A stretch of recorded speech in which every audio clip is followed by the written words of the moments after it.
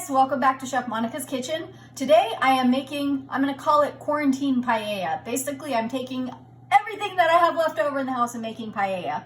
Paella is basically just a rice dish that can have absolutely anything in it. It can be chicken, sausage, all kinds of seafood, fish. You can make it just fish, you can make it vegetarian, however you want to. So I'm doing mine with a little bit of chicken and apple sausage, some chicken and scallops and shrimp, all that I had in my freezer that I'm using up. So I wanted to talk a little bit about the basis of this, which is called a sofrito, which is basically your onions and your peppers that we're gonna saute up, and the garlic. But I wanted to do a little quick chopping tutorial. So a lot of people wonder how to cut up an onion really quickly.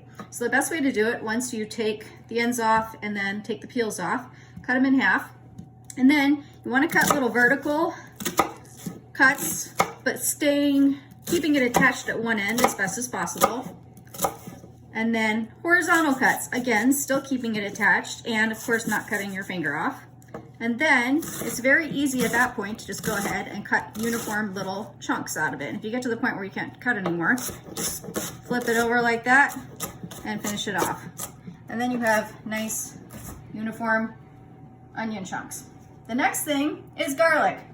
So kind of the rule of thumb with garlic is once you've taken the skins off, which I just kind of pounded them and pulled the skin off, the garlic starts to yield stickiness, which is the oils of the garlic. Once that oil is exposed to oxygen, it activates the flavor.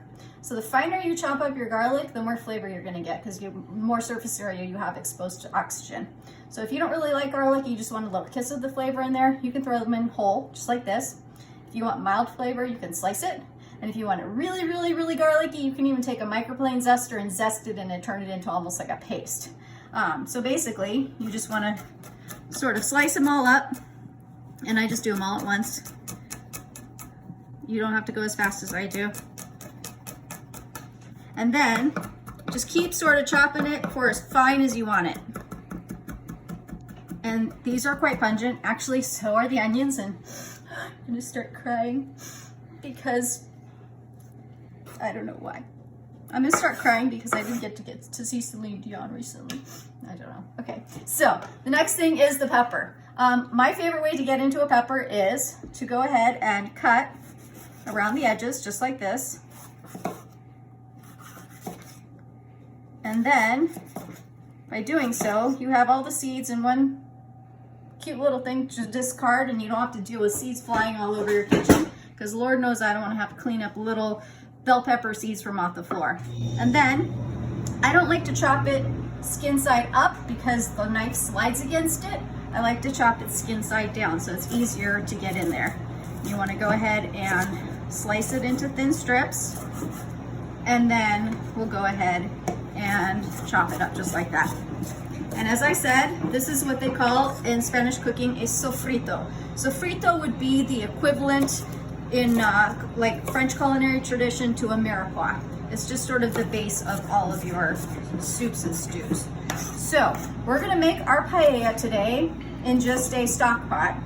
If you are fancy and you happen to have one on hand and you want to use it, you can use a— You mean the paella pan? A paella pan. Ah. So this is a paella pan. I actually got it at a paella place in Florida.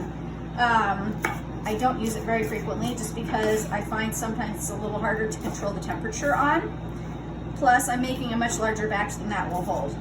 I figure I might as well cook enough at this point so that Jeff has something to eat for at least a couple of days. So, thank you. You're welcome. Happy wife, happy husband, happy life. We're gonna— No, it's happy spouse, house. happy house. There you go. Happy spouse, go. happy house. Okay, so I got my stock pot here. We're going to add a little bit of olive oil. And we'll start off by turning the temp up a little bit. Olive oil is not a high smoke point, so you don't want to get this super duper hot because you'll actually burn the olive oil. Just enough to start sauteing. And the first thing we'll saute are the chicken and apple sausage. Classically, you would probably use chorizo. That's the sausage they would use in most paella. You can leave it out if you want to make it meatless. Or you could use Polish sausage, kielbasa, whatever sausage floats your boat. Or the sausage that you happen to have in the house. Or the sausage that you happen to have in the house, which is what we have. So we're going to toss that in there. Get that started. And then I'm also using, again, the chicken breast, because something that you can get in bulk, keep around, keep in the freezer, pull it out. All I did was just kind of chunk it up into stew meat, essentially, sort of 1-inch cubes. And we'll toss that in with the sausage to start browning. Let me just get that in there. You can hear the sizzle. Can you hear it? Yes. All right. We heard it. You didn't need to do a fake sound. It's like the magic of television. So, I've got a pinch of salt. And roughly about a teaspoon to start. You can always add more if you want it later. Fresh cracked pepper. Quite a bit of fresh cracked pepper. If you want to make this even spicier, you could throw in a little crushed red pepper flakes. I'm not going to yet.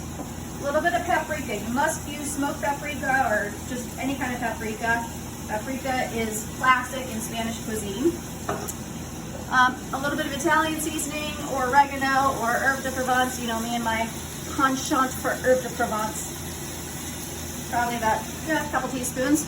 And then now, this is the key. This is saffron.